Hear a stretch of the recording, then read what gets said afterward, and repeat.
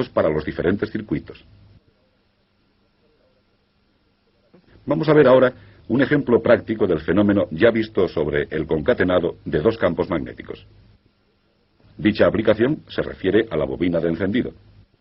La bobina de encendido, como se aprecia por la imagen, está formada por dos circuitos.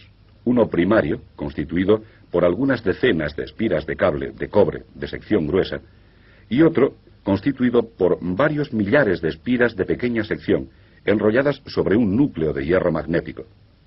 Todo sumergido en un baño de aceite aislante y encerrado en un contenedor cilíndrico de hierro magnético. Para el funcionamiento del sistema hay un segundo elemento constituido por un ruptor, o más simplemente un interruptor, accionado mediante una leva por el motor del automóvil. El ruptor se abre y se cierra sincronizado con los ciclos del motor.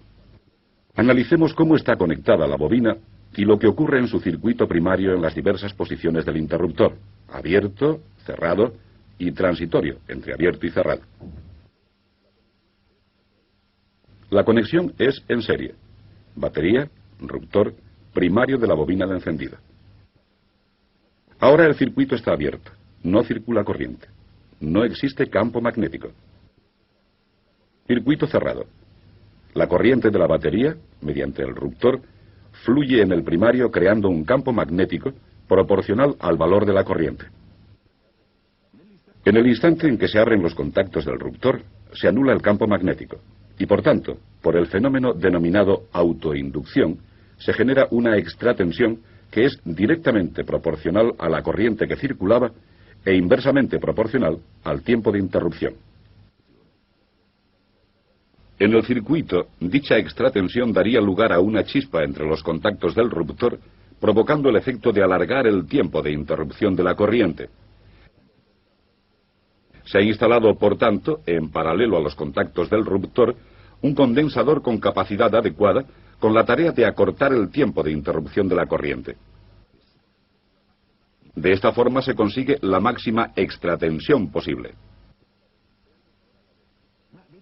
Veamos ahora la bobina. En su interior hay dos devanados con un único circuito magnético, exactamente como en los transformadores tradicionales, si bien la forma es algo distinta.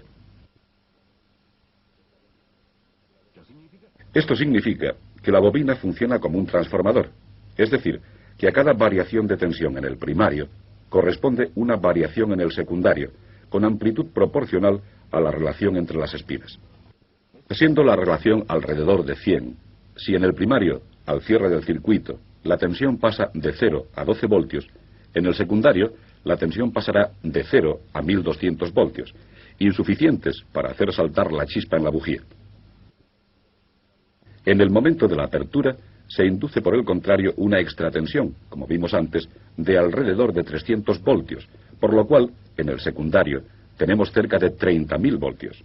He aquí explicado por qué se utiliza el instante de apertura del ruptor para hacer saltar la chispa